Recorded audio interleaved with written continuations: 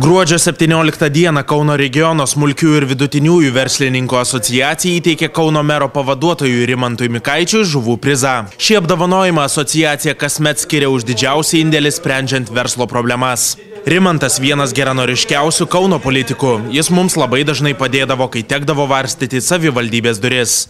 Įteikdamas prizą kalbėjo Kauno regiono smulkių ir vidutiniųjų verslininkų asociacijos pirmininkas Artūras Mackevičius. Rimantas Mikaitis apgailestavo, kad smulkiesiems verslininkams vis dar tenka susidurti su daugybė biurokratinių kliūčių.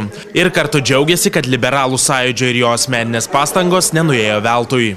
Savo toj veikloje per visą gyvenimą, kiek teko kur dirbti, liktai, ta mano veikla ir pastangos buvo, sakyčiau, daugiau ar mažiau vertinamos, bet, žinot, kai tampi aktyviai veikiančių politikų, tai situacija, nesvarbu, kad darbo principai tokie patys, liktai stengiasi viską atlikti atsakingai ir iki galo, kiek leidžia vėl aplinkybės veikiant būtent tokioj situacijoje ir tokiam politiko vaidmenį, bet čia iš tikrųjų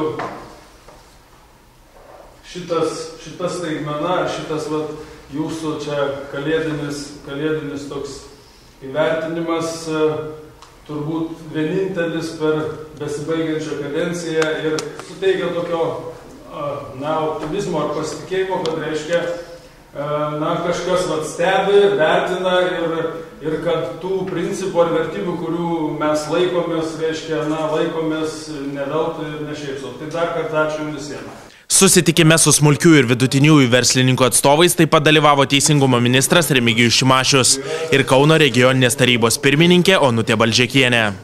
Verslininkų atstovai kalbėjo apie įstatymus, kurie trukdo mažoms įmonėms laisviau veikti. Ypač daug priekaištų sulaukta dėl bankų veiklos, individualios prekybos apribojimų, nevienodų konkurencijos sąlygų ir priežiūros tarnybų biurokratizmo. Remigijus Šimašius pripažino, kad teisinių problemų versle yra daug ir teigia esantis rinkos ir lygių galimybių šalininkas. Todėl sieks, kad smulkiam verslui atsiradusios kliūtys būtų naikinamos.